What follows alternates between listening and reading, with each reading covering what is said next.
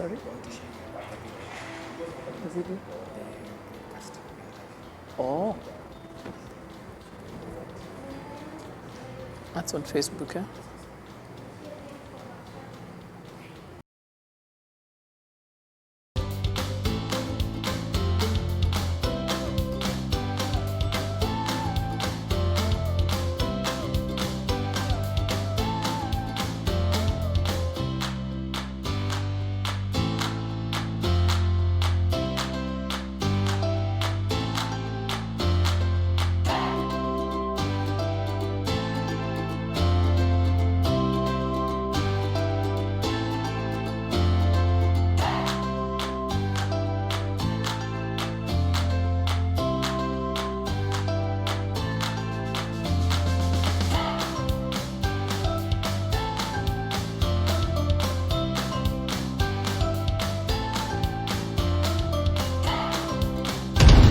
You are watching The Convo with Dr. Frida and James Wetu.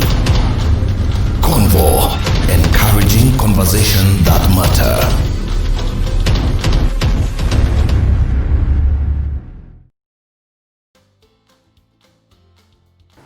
I trust you guys are well. I want to welcome you to today's convo. We're really excited to have you, and I've been joined today by my friend Steve. And today we're going to talk about marketing. It's all about marketing, and I'm made to know that sales and marketing is one of the oldest profession, and everything revolves around sales and marketing. With the technology, with advancement in technology, digital era, marketing has changed. Huge disruption in the marketing field, and people have moved from the traditional, way we do TV commercials to digital area where it's no longer. You don't need to watch the TV to get the news. You don't want to watch the TV to get updated or get to know the new product that have been introduced in the market. Social media has come and done a lot of disruption, and how we use it is another story, because we need to be effective in how we use social media, how we use to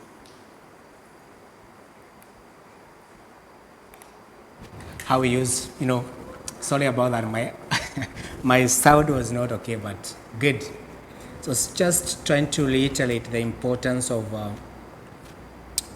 marketing in the digital era, where we are moving away from the traditional way of marketing. And welcome Facebook, welcome Instagram, welcome Twitter, welcome YouTube, and now another sensation, TikTok, where everything is, laughing every new day. So it's amazing, and we want to have this conversation because I think last time we said with the COVID-19, all these things where people are not gathering, so many things have moved to social media platforms, and it's important for us to even understand and know how to utilize social media. And I know so many people who are doing their sales in using Facebook or Instagram, and it's important that you understand how to use those platforms, what works, what doesn't work. And so today we want to engage my friend, our guest today, Steven, into an exciting topic of targeting marketing. How do you target your customers? How do you target your audience? So many people are online.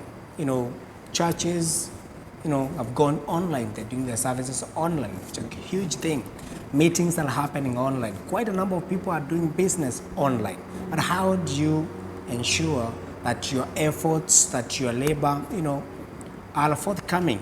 And so I want to encourage us to, if you have a friend who you believe would be interested, would be, find this conversation useful, share with them.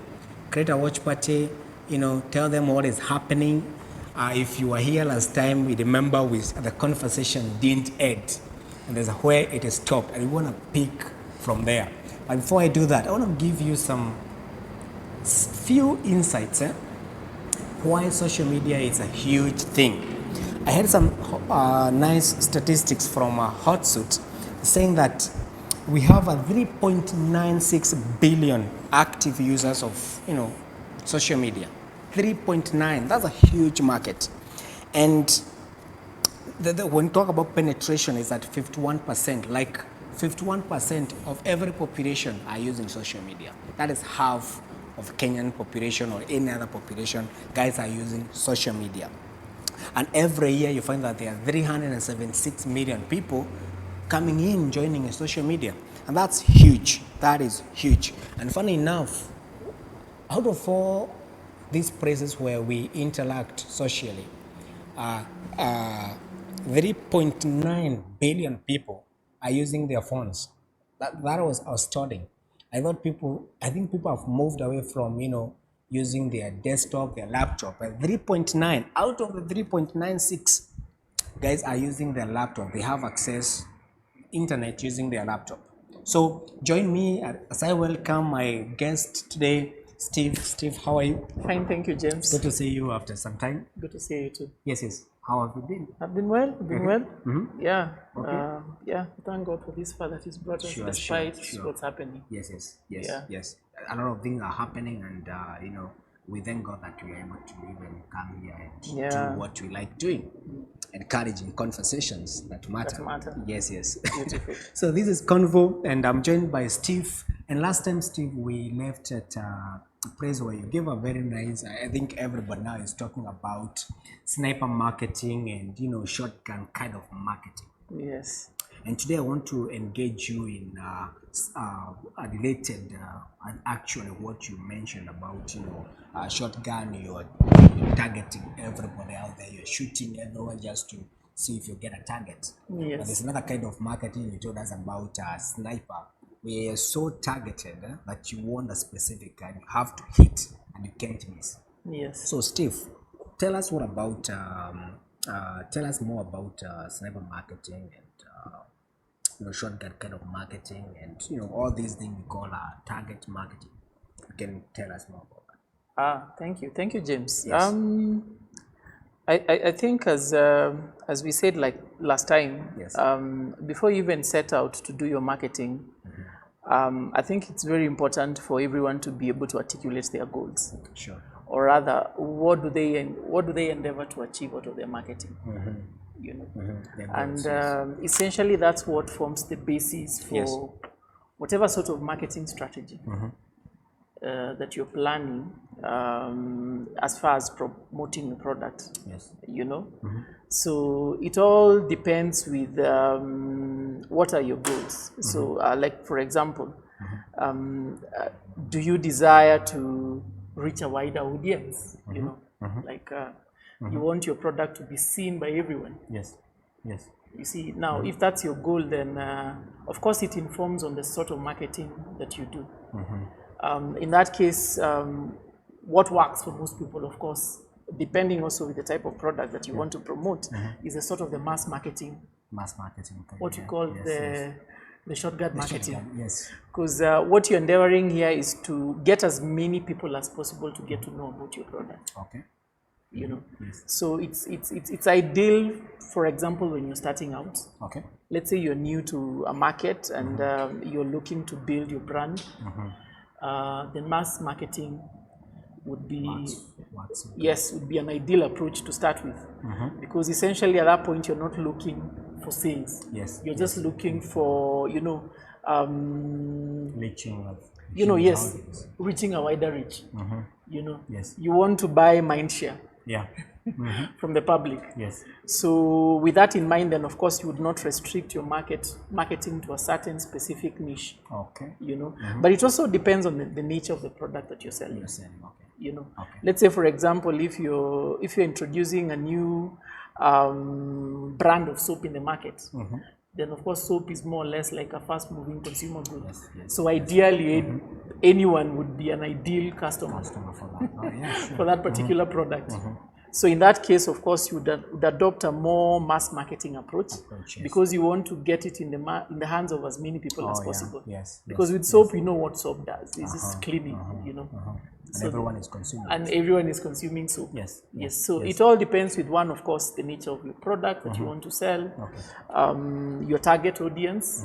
And target audience here is more or less like what's the total size of people who are likely to buy your product? Because that's really what informs your marketing. Who is likely to buy your Who is product? likely to buy your product? Yes. And now this is where we spoke about you, in fact, coming up with what we call an ideal customer profile. Yeah, last time I remember. Yes, an ideal customer profile, Yes. which is more or less like it's like a more or less like a semi-fictional representation of who your ideal customer is. Yes. You know. And when you talk about customer profiling, what are you taking? Age, you take their buying behavior. Yes. Exactly what are you? Maybe you can give us some more ideas of profiling your customers. Yes. So ideally here you really want to understand, or more or less capture the, you know, the pain points, you know, or the interests of your customer. You know, and this could be a group of people who have already bought from you. So they could be already existing customers. They possess certain characteristics that make them more tuned to your product, or more, you know, more readily primed to buy your product. So there are certain traits that they possess, like you mentioned. So this could be things like certain demographics, appeal, and by demographics we talk about these are like personal characteristics that would make these people the right audience for your product. In terms of, you mentioned about age, you mentioned about gender, you know, some even race, you know, in terms of beliefs, faith, you know, are they Christians, are they Muslims, you know. So these are bits and pieces. Yes, you have to put that into consideration. So these are bits and pieces of information that can help you further identify and narrow down to who your ideal customer is. And still, you know, that is very important, because I don't know if anyone who is trying to sell stuff online put that into consideration. Yes. And that takes me back to Steve. Tell us, what is, when you talk about target marketing? Yes. What is it? Target marketing, as we said, is like you want to promote your product, or you run your marketing campaigns to a specific segment of the market. A very specific segment of the market that is characterized by certain attributes. Like we stated earlier, it could be gender, it could be age, it could be preferences, it could be lifestyle. You know, it could be, you know, their income disposal. So are they high net worth individuals? Are they, you know, the middle class? You know, and those attributes are the ones now that you really nail down to, and now that help you now come up with your what you call the ideal customer profile. So these are certain attributes, like you say, like the demographics. You know, like even the geographic location. And that now, when you talk about, we start talking about demographics. You know, talk about geographical kind of things, psychographics, things like that. That what you're doing now, you're trying to segment. You're segmenting now your market. Your market. You're segmenting your market. And by segmenting your market, you're targeting now your. You're doing targeting.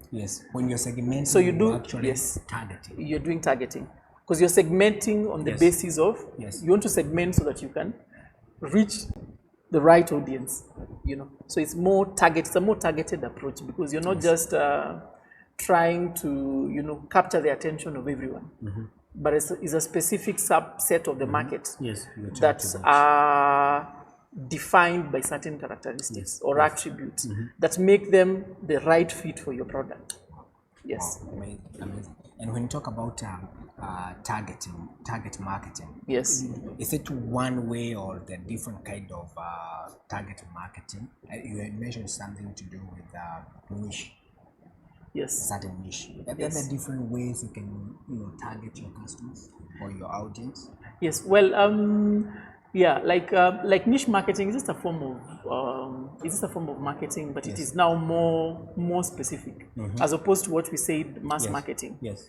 Niche marketing now is whereby you cluster people based on certain attributes that make them appealing to your product. So a niche is like a subset of a market.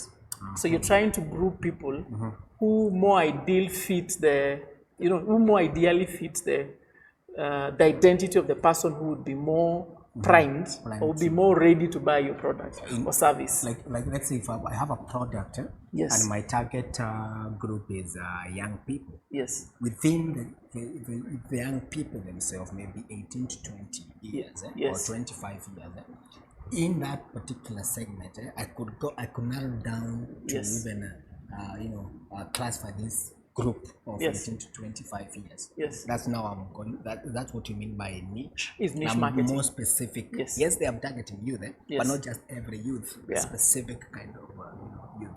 Very, very, very, very, very, very true. Now you see, like for example, niche marketing would be, let's say for example, you have a product that's let's say it's clothes. You're selling ladies' clothes. Yes. So ladies, it's focused since it's just the gender is female, not male. Yeah. Yes. But you can further narrow down or zoom in on the ladies, and appeal to as you put it, the age groups. The 14. So you can say, for me, I'm targeting ladies, but I'm targeting teenagers. And I'm even targeting teenagers, and I'm also targeting teenagers based on certain characteristics. I'm targeting teenagers who live in the upmarket places, in the suburbs, not the middle income or the peri-urban, or the slums. So you see now you're further drilling down from to now the class. Yes, now from demographics, which are the personal characteristics. Now the age group, the gender, and the like. More now down to, let's say, the geographical location. Because now with that, now you're able to filter down. And I'm like, for me, I want to sell this set of high heels. To young women, specifically teenagers that live in Karen. Oh yeah. Not Roiro, but in Karen. Yes. So you see, it's more niche and it's more focused. Yes. Wow. And in fact, you can even use other attributes to further narrow down on that. Okay. Let's say, like you mentioned about psychographics. And here really you're appealing to people's emotions, people's attitudes, people's lifestyles. So there are people who would spend 10,000 on a pair of heels. Oh yeah, spend a lot of money on a heel. Yeah, and for them it's not really about the cost. It's about how they feel about it. It's how they feel about the product. Is the prestige? Is it a luxurious product? Yes. Does it make me look good? I know these are people now who are really more keen on brand. They don't want to wear they call them what? Prada or what? Those Italian fashion houses, as opposed to the butter sort of shoes. So you could be appealing the same gender, the same age group, but you're appealing to people who have, let's say, a high taste. Class. They have a classy taste. For them, it's not really about. They're not budget conscious. Them, they're more quality conscious, and they would spend more on an item. I think that should address the people who say, "I can buy a shoe worth 20,000." Yeah, then you're targeting them. The problem you do not fit their customer profile. Then in that case, I get it. Yeah, I get it. So that's more niched. Yes. And they know their customer very well. Wow. So what are other areas of segmenting your market? You've spoken about demographics, psychographics, and geographic. Are there other ways we can segment your market or target guys? Basically we have like four major. I think you mentioned about demographics, psychographics. This is whereby you're able to segment people based on their attitudes, their lifestyles, their opinions, their values, their feelings. You know, you talked about geographic, where they're located, where they stay. And then we also have another one called behavioral. You know? Yes. And this is whereby you try and target people based on how they use your product. You know, how they use their product, your product. You know, there's this. Is it just your product or maybe the competition? Yeah, definitely. Yes. Definitely. Also, yeah. And then in this case, of course, you're also considering the competition. Oh, yeah. Yeah, you're considering the competition, Okay. what they have. But mostly here is how do I gain mind share? You know, in the eyes of my audience. You know, and really here now, this is where it narrows down to, so what's your value proposition? Yes. You know, and here we look at, depending on the type of product that you're selling, you know, what does my brand stand for? You know, are people buying the value? Are people buying the brand? Are people buying the value? In terms of what does my brand represent? Yes. What are they buying? Yes, what are they buying at the end of the day? You know, and so those are some of the considerations that now you have to put in mind, because all these things now inform on your messaging. You know, because based on you understanding who this person is, you know, this person who doesn't mind spending 10,000 shillings on a pair of heels, then it means when you're crafting your marketing message, when you, let's say you're putting up your advert, you know, when you're writing your, you know, your piece of content, be it, you know, a blog, an article or something, while you're profiling your product, there are certain key points about this person that you're hitting, you know. This could be their interests, their pain points, you know. These are people who are more conscious about what other people think about them. You know, so they want to be seen, they're trendy, you know, they want to be seen, they're wearing, you know, these fashion brands, you know.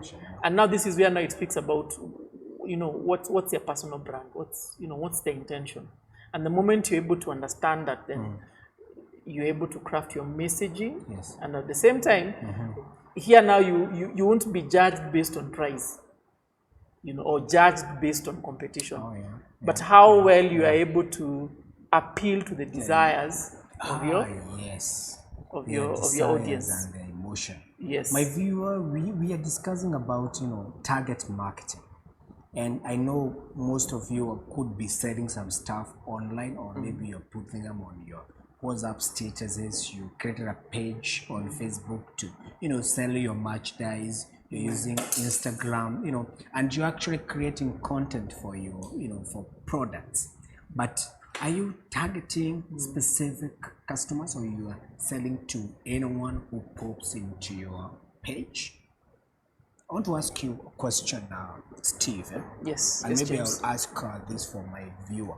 Yes. What's the work I need to do for me to be successful in targeting? Yes. What's the work? What homework do I need to do? What's the work? Good. It's research. Yes. You know, you really have to study your market. You know, and this is where now people contract, you know, research agencies just to get to understand who is the best fit for their product. Yes. As in, for me, like Steve, I would start out by, for example, if you're starting new, if you're new to the market, then of course you don't have prior experience like existing customers. You know, I always tell people, let's say if you've been doing business for some time and people have been buying from you, there's a certain attribute. There's something unique about the people that buy from you. Of course. And most people are not aware of this. You know, if you take your time and analyze the people that have bought from you, you'll realize they have certain unique characteristics.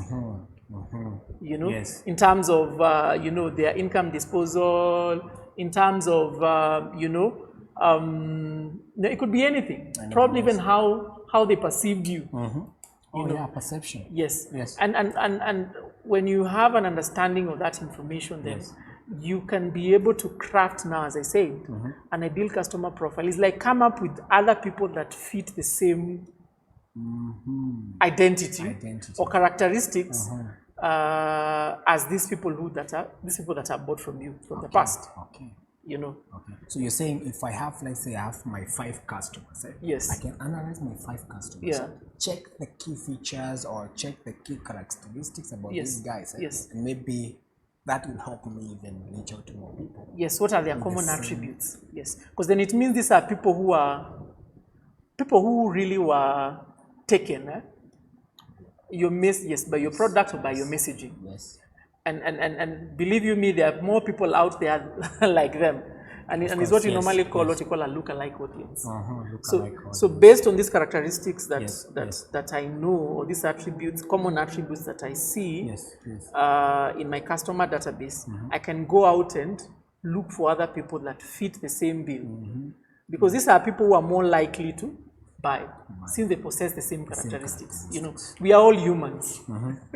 So is that why you told you to be very careful about your customers, so that, you know, the more you stay with your customer, the more you understand them? Definitely. You know, marketing is all about understanding, is how well do you understand your customer. Yes. And the better you understand your customer, as I said last time, the more you understand them more than they understand themselves. Then you can sell anything to them.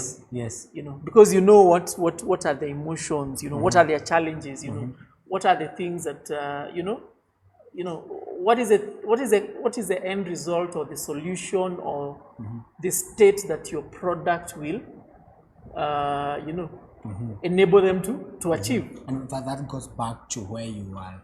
Like last time you mentioned this. Sometimes a customer has a need. But actually they don't know that they have that need. But you as a marketer, or you're selling a product, you have seen that need and go and make them aware about the need.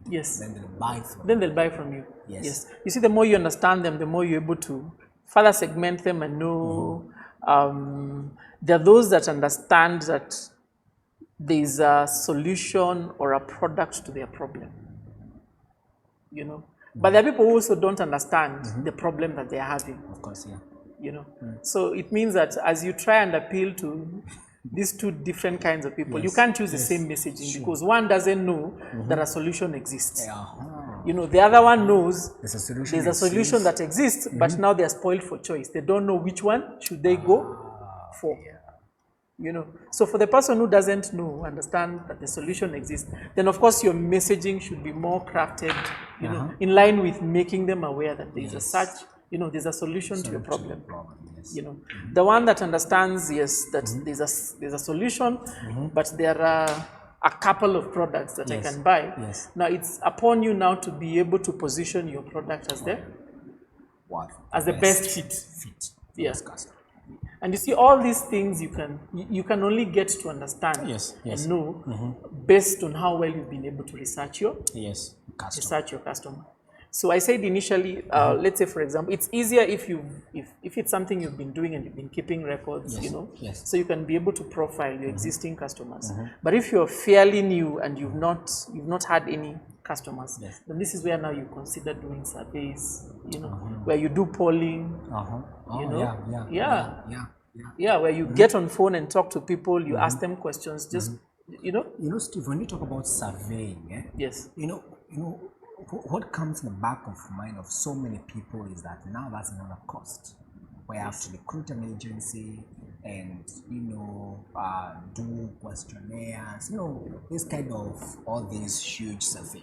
Maybe you assuming you're selling maybe merchandise, let's say you're selling men's trousers. Steve. You've mentioned you could make calls. Tell us more about the kind of a small research such a person could do to be able to understand the customer. Okay, now here the type and the level of research you do, of course, is dependent on what are you selling at the end of the day. You know, you say, for example, if you're selling clothes, you're selling apparel, you know, it's you know, there isn't much rocket science into that. You know, so you can make some informed guesses based on, you know, your understanding of, you know, like menswear. You know, looking at what sort of men are you? What sort of men are you trying to appeal to? in as far as your merchandise is concerned. So are they, are they upmarket, men? So, so what do they wear? And these are things that so it's basic research that you can go online on Google and do some research. And, for example, if I'm assuming that a trouser, is it okay to go and ask maybe some male colleagues, by the way, how much did you buy that trouser you're wearing? Yes. Is it still okay? For me, it's more about, well, yeah, you can ask them how much they bought. So that maybe it may help me make a decision how much to sell. Yes. Now, when it comes to pricing, of course, you can do price comparisons. Yes. You can do price comparisons. But as I said, if it's a generalized product, then price, of course, is a significant factor. Yes. You can't really differentiate much on price in terms of, it's like a race. We say pricing is like a race to the bottom. If you really want to differentiate yourself from your competitor by undercutting them through pricing, it doesn't do anyone any good. That's true. That's true. And I always tell people to always steer away from pricing, because you see now that's something that is beyond your control, in the sense that I can have my price, or rather, I can offer a 30% discount. Yes. The moment my competitor realizes that, well, he has cut down his prices, I'll adjust. And you see now with these two different, you don't know, probably your competitor buys them in bulk, or he knows where he can source the merchandise. Yes, or they have a very strong financial muscle. You see now, if you're trying to undercut them on price, they'll eventually win because of economies of scale. Now, for you, I would advise, if you don't have tubes, if you don't have tubes, then try and see what other factor, other than price, can you use now to position or to make your product appealing to the same audience. Like you could consider a place where your customer will get that. Yes, you can do a personalized service. You see, it can be a generic product. But for you, it's more about customer experience. So you'd invest more on customer experience rather than that. You can say, for me, when you buy, I'll deliver. Or for example, if you buy and you realize that it has a tear or it's not the right fit, I can exchange at no cost. Wow. And I think that's what explains. The other day I realized that people talking about when you're using mobile money banking, let's say M-Pesa. Yes. It's way expensive compared to how we're using it on your ATM machine. Yes. But the M-Pesa, it's convenient. It's convenient, yes. For you. So the issue of pricing there does not come into play. Yes. It's the place. Yes. If I want money, what do I need to go to the bank? I can just get out of the house to the nearby shop and do the within. So I think that's amazing. Steve, maybe on the same thing, and we've spoken so much about commodities, we've spoken about goods. Something tangible. We've mentioned trousers, we've mentioned apparel.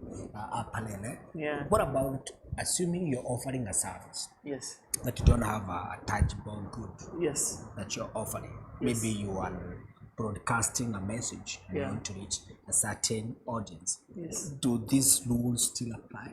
Well, to some extent, yes. But a service is slightly different from a physical commodity. Yes. Because you're trying to sell something that your customer can see or can't experience. Yes. And now, when it comes to selling a service, then of course the playbook is a bit different, because now here it's more about your reputation. My reputation. It's all about your reputation. It's all about your expertise. It's all about your thought leadership. So it's more of who are you?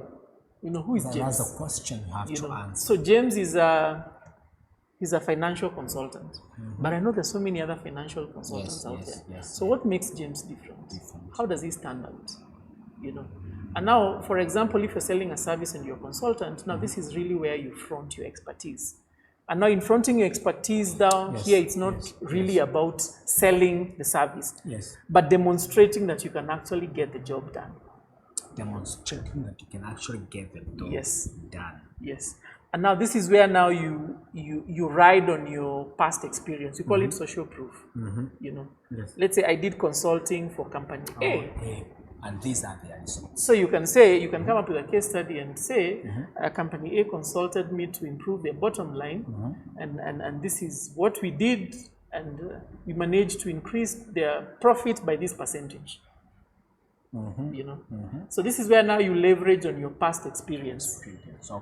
You know, and the clients that you've worked with, and the kind of successes that you have achieved for them, and essentially you're telling your prospect that if you engage me, then I'll deliver the same results or even better. Yes. Wow. So service is slightly different here. And here where how you want to be perceived first is that you're an expert. So then here it means that, of course, you have to, and it's more or less like just educating your audience. So how do I demonstrate to Steve, James is a financial consultant, that I know my stuff. You know, like James knows his stuff, and then I should trust James. So James can share with me results about, you know, let's say, for example, the financial market, you know, which is the best investment to make. You know, should I buy shares?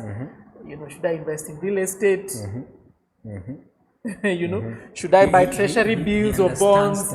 Yes. So here you demonstrate that you understand the industry. You understand the various investment options that exist. You know, and you see, the moment I see you're well versed in your game, then I feel more at ease. That, you know, I think I should consult. You build the trust. Yes, you build the trust factor. You know, so here it's a game of getting people to know you, getting people to like you, and getting people to trust you. Yes. I think that's huge. Yeah. That is huge. Yeah. I think that's a conversation we'll have another day to Definitely. demystify this aspect of when you're dealing with a service. Yes. How to market yourself. Yeah. Because something people cannot see. But Steve, I want to take you back to, but maybe slightly different. Okay. Now, you realize nowadays, quite a number of people are using social media. Yeah. Basically to do their, you know, marketing, you know, all their marketing efforts. Activities, usually in, and actually, I just got a funny a research, but still by Buffer. I don't know, you know Buffer. I know Buffer, the social media. Yes, the social. They've done a tool, yeah. Yes. Social management tool. Yes, they did a study, and they came out. They concluded that 73% of marketers, you know, said that social media marketing has been effective for their business. 73% of people say, okay, social media has worked for us. It's effective. Yeah. Yes. So, Steve, maybe on the same thing, how do you use social media? Can you use social media to help you segment or to, you know, target your customers? Yeah, definitely, definitely. I think as you said, with COVID, even prior COVID, people are really taking up to online marketing. You know, looking at the lockdowns, you know, the restrictions that are there, you know. It's one of those channels now that have been seriously, what can I say? We've seen a massive move, or rather shift to online platforms, and especially so for business owners, you know, just trying to get their message across with the understanding that people are online. You know, we just look at the statistics. Yeah, we look at the statistics, so we know without a shadow of a doubt that people spend a lot of time online. You know, and you don't need to go far to be able to discover that. Even in my own house, I see my wife, she's on Facebook. I have small children. They're keen, they want to, you know, they want to share stuff on WhatsApp. So you realize the screen time has gone up. You know, so it tells you there are people that are online and they're either communicating, you know, it could be, you know, they're either researching or they're just buying time or they're just, you know, getting in touch with their friends, they're selling, you know. So that's what makes these social media platforms appealing, because, you know, people are there. You know, the homework now is for you to be able now to discover now the people that you want to target, like your target audience, you know, your target market.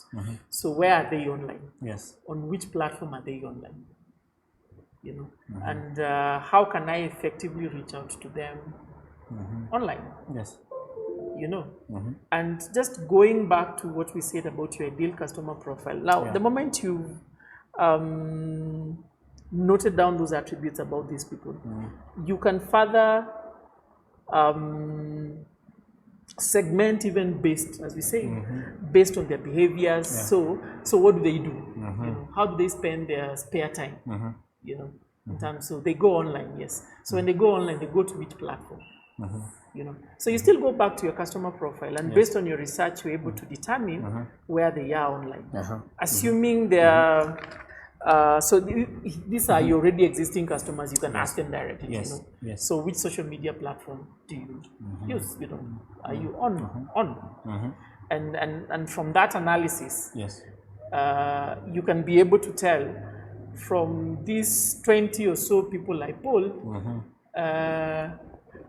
30% said they're on Facebook, or they found us on Facebook. You know, have you ever wondered why some people ask when they're doing a survey, where did you find us? Oh, yes. And they give you options. And they give you options. Websites, is it website? Is it radio? Yes, TV. You see, now you're giving them information. And now based on that analysis, they're able to tell most of our customers originate from radio. If it's social media, it's Facebook, it's Twitter, it's LinkedIn. And now, based on that information, now they're able to double down on, you know, that particular social media, because now they've been able to, you know, like conclusively ascertain that, you know, these people come from Facebook. So you should be spending a lot of our marketing efforts on Facebook. So either sharing content on Facebook or actually buying ads from Facebook. Okay. Yeah. Wow, amazing. So time is not our end. I always time really learn fast. I don't know why, but I want to ask a question to Steve, and maybe to help us, maybe even understand more about social media platforms. Yes. Which do they work all the same? You know, we talk about Facebook, Instagram. Do they work all the same? Do they have a different kind of algorithms? How do they work, and which one suits what? Yeah, of course, the social media platforms, they suit different people, and for each one of them, it's more appealing to a certain, you know, type of people. Yes. As for example, Facebook. Well, you said everyone was on Facebook initially. Some time back, Facebook was the place to be for young people, for example. Yes. You know, so a lot of the young people took up, you know, Facebook. And the other, let me talk about the other age groups, followed suit. So with time, a good percentage of the population, like for example, I think going by the statistics for January, it says that we have 8-point-something million Kenyans on Facebook. Yeah, 8. About 8-point-something million Kenyans are already on Facebook. So it tells you, for example, if you're looking to reach a wider market online, then of course you can't discount Facebook. You can't. Because it has 8-point-something. That's like the addressable size of people you can target with your ads. So that's 8 million. Wow. You know. So when you look at Instagram, it also depends on the nature of content that these platforms enable now the users to share. So you see, like Instagram is more visually, it's more of a visual platform than Facebook. You know, and you see now that's appealing to a certain industries, you know, certain demographics. The young people, they love, you know, checking out photos of their friends, you know. And for example, let's say for example you're a restaurant or you sell clothes. Then of course how you sell is the products, is how good are they. You want people to actually see. And like my sweaters, you want people to see the food that I make in my restaurant. So Instagram becomes the best. So it becomes the best now for visually, you know, visually stimulating content. Yes. As opposed to, let's say, going on Twitter. And some time back, even Twitter, it was just purely text. But now there's text and there's videos. Now all platforms have videos. Support videos. I saw LinkedIn. Stories and even stories now. And every other platform is taking up stories. So it depends on one, of course, the nature of content, and also a majority of the people that are on the platform. What do they endeavor to do? Like for example, LinkedIn is more of like a professional business to business sort of like network. You know, so if you're a consultant and you're selling your financial services, then LinkedIn would be more appealing, because now here you can actually target people based on, you know, and you see with all these social media platforms, people don't know this. You give them a lot of information. It's the same information that now they use to help advertisers target you with ads. So also, depending on, you did your customer profile, what you call your Profile. your what did you call it? Your customer profile, yeah. And you stated those attributes and the interests. You know, these people like doing this. You know, they are. You know, they are. They like, for example, if you're targeting, like you're a financial advisor. I'm selling insurance. Yes. You know, so here you're targeting and you're selling commercial. What do they call it? Insurance. This insurance, and you're targeting businesses. Yes. You know, and certain specific businesses, because let's say, for example, you're selling, is it fire against fire? Yes. So here you want to target companies that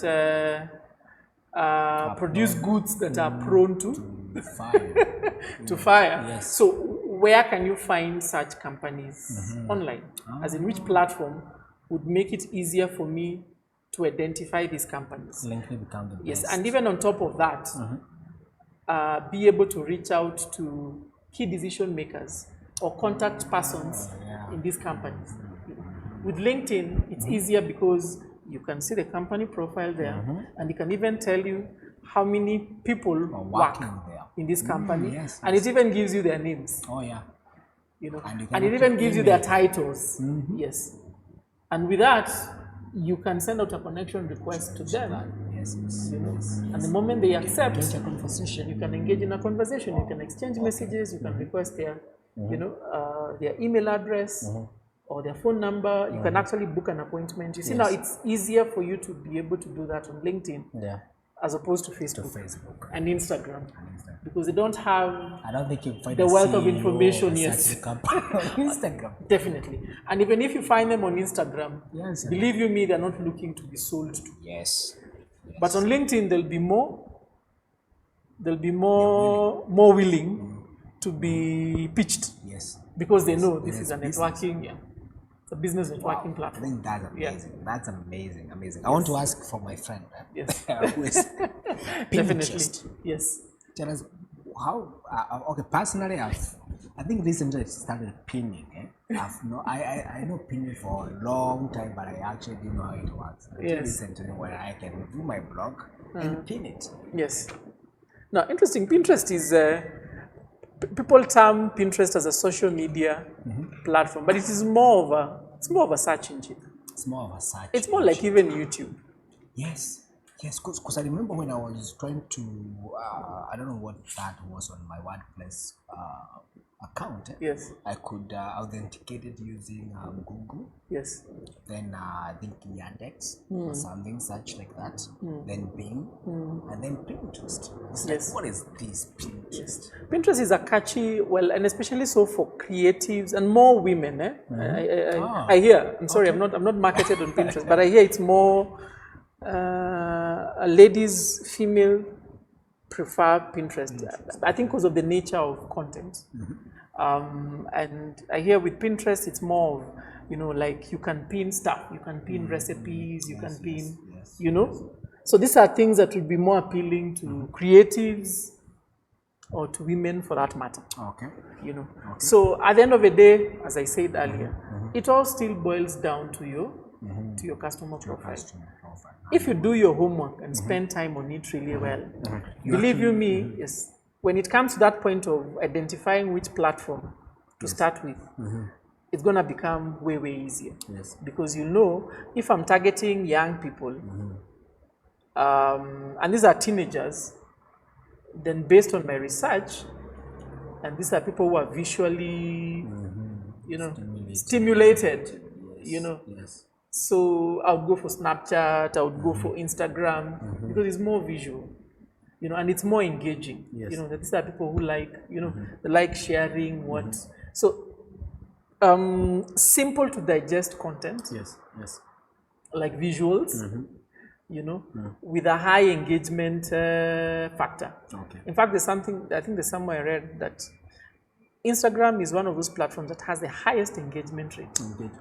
In fact, I don't know whether it's true, like the engagement on Instagram is 2000%, the sort of engagement that you would find on LinkedIn. Wow. But I think it all boils down to the nature of who are the people on this. Yes. And most of them are young. Scroll, like, share. You know? Yes. So that's how you narrow down to the platform based on your customer research. Yes. You know, and its suitability in targeting your audience. Yes. Now, and here now is where now, let's say for example, as people say Facebook is old-fashioned, but now when it comes to advanced targeting options, Facebook is among the best platforms to target, because you can target people based on anything. Remember, we talked about behavior, talked about the geography. Yes.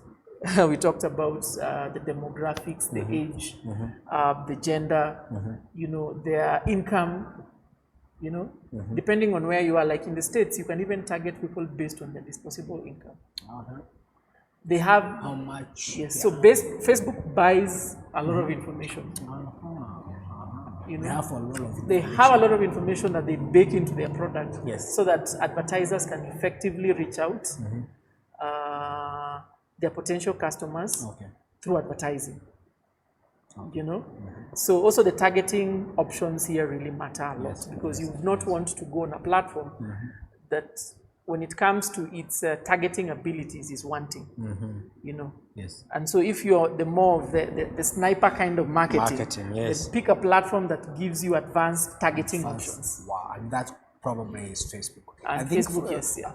I know so many of us are doing what you call Facebook ads. Yeah. And I'm very sure, Steve, some of these findings will come and explore Facebook advertising. How do you do your Facebook ads?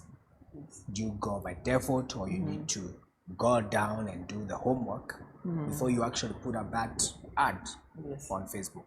So before I give, our time is over, and I want to give Steve to give us a final parting shot. But before I do that, Steve, I want to share some not funny, but some statistic about the most used social media platforms. Yes, I got these and it was amazing. Say number one is Facebook. Yeah. With 2.6 billion people using Facebook. Yeah. And then we have number two, YouTube, with 2 billion people. Then we have WhatsApp. Yeah. 2 billion. No, WhatsApp is kind of limited, because you're limited to your contacts on. Yeah, but it's effective, as I say. It's very effective. I think sometime I was looking at some statistics for Kenya in terms of which is the most used social media platform. And I think WhatsApp was number one. Yes. Followed by, I think, YouTube, then Facebook. Yeah. So you'll be surprised. Just surprised. Wow. So then it means if that's the case for Kenya, so many people are on WhatsApp. Yes. Then the question I'll be asking myself is then, how can I target people on WhatsApp? Yes. You know, I know WhatsApp has groups, and we have groups for certain segments. Yes. I don't know what I noted this way recently. Facebook has introduced a button. I think it was there before, but now it's more enhanced. On their Facebook pages. Yes. Where you want to message someone on WhatsApp. Directly on WhatsApp. Yes. And it goes to the WhatsApp. The that was huge. Yeah, the beauty with all these platforms, Facebook, Facebook is a monopoly, man. Yes. So there's a Facebook, there's WhatsApp, there's Instagram, and there's Facebook Messenger. Oh yeah, actually, Facebook Messenger is number 4. Yeah. With 1.3 billion people. Yeah. Then there's another one we call WeChat. I don't know. Chinese, Chinese WeChat. Then we have now the other one. It's Instagram, coming to almost 1 billion people using Instagram. Funny enough, the list that, according to this study, it's Hotsuite. If you know Hotsuite, you can get there, is at Twitter and Pinterest. That's down there in terms of the number of people using the platform. Yeah. It's interesting. In Kenya, there's a lot of buzz on Twitter. On Twitter, yes, Twitter. It was shocking, but I think this study is globally, so I think kind of really shocking. I think we even KOT Kenyans on Twitter, yeah. Yes, Kenyans on Twitter. It's good. There could be a lot of buzz, but is it buzz that you can leverage to market? The beauty with Twitter is that we know we use it as our number one source of news. Yes. We're going to get some information on Twitter. So people go there for information. They don't go there to buy as such. Yes, but then it's a good platform to leverage on. Let's say, for example, there's a strategy we call newsjacking. So how can you use an event? How can you use a trending topic to promote your product? So it's like you're riding on the trend. Yes, and when people are looking for that trend, there you go. Some time back, there's a very good one, and some brands really made it big on Twitter and even gained a lot of followers out of newsjacking. So there's some trending news. I can't remember what it was about. I think there was this famous blogger. I don't know that she still blogs. What's her name? This is S or something. So I think she pronounced. She announced that she got engaged. On Twitter, and she's an influencer. So there are quite a number of brands who came up with some very smart marketing. Yes. Where now they started even, let's say, for example, they use that information to promote their, let's say, their hotel, and they're like, this is us. We can give you a free night at Nini. At our hotel. So people are looking for this. Yes, now that we know that you're engaged. So you'll be looking for a honeymoon destination. So I think time is not on our end. Yes. And I want us to end up there. I know we can have this conversation on and on. I would love you to give our viewer a parting shot. And then we can conclude. Yeah, I think, like as I said earlier, it's marketing. Marketing is important. I think we don't need to convince anyone that you need to effectively market your products to be able, of course, to generate sales and make a profit. But most importantly, before you even go out and do anything, just strategize. Take your time to understand your ideal customer. And it speaks about, for me, this quote that says, you'd rather spend 80% of the time sharpening an axe to cut down a tree rather than trying hacking on this tree 80% of the time with a blunt axe. So strategy is sharpen your axe, and sharpening your axe is understanding your audience and your customer. The moment you do very good homework on that, then you're able to discover what sort of content will you use in your marketing promotions. You'll be able to discover which platform would be more ideal. And effectively, with that kind of research, then of course you'll improve on your what you call your ROI, your return on investment. And at the end of the day, you want to spend less to acquire more customers. Yes. Wow. Yeah. That was today's conversation. Yeah. Thank you so much for tuning in. We're really happy that you are there. If you have a question regarding to social media marketing, write down there. Steve will be glad to answer. I'll make sure I'll hook you up with Steve. If you're looking for social media manager, if you're looking for content creation, just drop us an email, business@jameswet.com. Gonna hook you up with the right people who can help you come up with effective content for your social media campaigns. From us, it's a bye-bye, and we'll see you next week, Friday. Thank you so much for watching. You are watching The Convo with Dr. Frida and James Wetu. Convo, encouraging conversation that matter.